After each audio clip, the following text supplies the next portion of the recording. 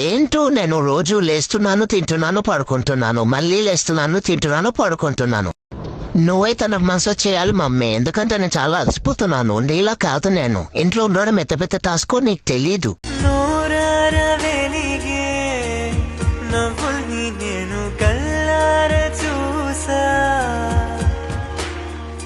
రెప్పల్లో ఒదిగే కంటి పాపల్లో నన్ను నేను కలిసా. నీతో ఉంటే చాలు ప్రతి నిమిషం హరివిల్లు, రాత్రి పగలు లేదే గుబులు మురిసే ఎదలు ఇది వరకెరు